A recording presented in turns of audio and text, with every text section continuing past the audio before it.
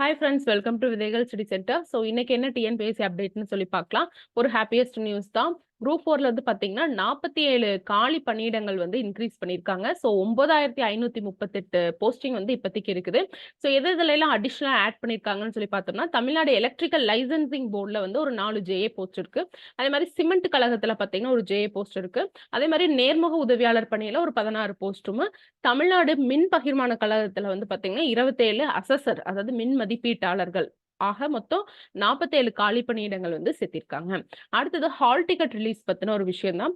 எதுக்கு அப்படின்னு சொல்லி பாத்தீங்கன்னா, ட்ரேட் சர்வேயர் சப்ஜெக்ட் கோட் பாத்தீங்கன்னா 387க்கும், ட்ரேட் டிராட்ஸ்மேன் சிவில் சப்ஜெக்ட் அவங்களுக்கும் வந்து பாத்தீங்கன்னா உங்களுக்கு இது வந்து சப்ஜெக்ட் பேப்பர் 2 இந்த ரெண்டுக்குமே பாத்தீங்கன்னா ஹால் டிக்கெட் வந்து விட்டுருக்காங்க அப்படின்னு சொல்லியிருக்காங்க. இன்னைக்கு அப்டேட் தான். ஸோ அது வந்து நீங்க டவுன்லோட் பண்ணிக்கோங்க.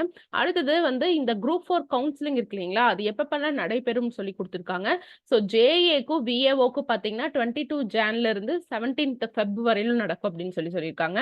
அடுத்தது வந்து பாத்தீங்கன்னா உங்களுக்கு தட்டச்சர் வந்து பாத்தீங்கன்னா டைப் ரைட்டிங்க்கு 24th ஃபெப்ல தான் ஸ்டார்ட் பண்றாங்க. மார்ச் 6ஆம் தேதி வரையிலும் கவுன்சிலிங் நடக்குது அப்படின்னு சொல்றாங்க. ஸ்டெனோக்கு பாத்தீங்கன்னா மார்ச் 10ஆம் தேதி தான் ஸ்டார்ட் ஆகுது.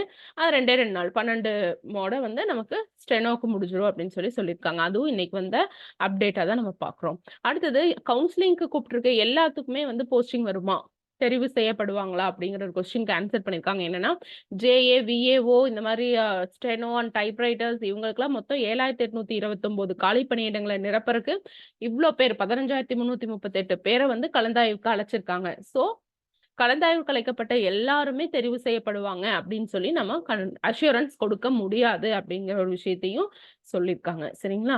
சோஃபார் இன்னைக்கு வந்த டேட்டாஸ் எல்லாமே நம்ம பார்த்தாச்சு. ஸோ டெய்லியுமே 2-3 விஷயங்கள் நடந்துகிட்டே தான் இருக்கு. ஒண்ணு கவுன்சிலிங் பத்தி சொல்றாங்க, இல்லைன்னா சிலபஸ் சேஞ்சஸ் பத்தி சொல்றாங்க, அண்ட் இல்ல அப்படின்னா வந்து ஹால் டிக்கெட் ரிலீஸ் ஆகுது ஏதோ ஒரு எக்ஸாம்ஸ்க்கு. So very active they are. we have to be active. நம்மளும் ஆக்டிவா இருந்து படிக்கணும். ஓகே, ஸோ அப்கமிங் எக்ஸாம்க்கு படிங்க. All the best. Thank you friends.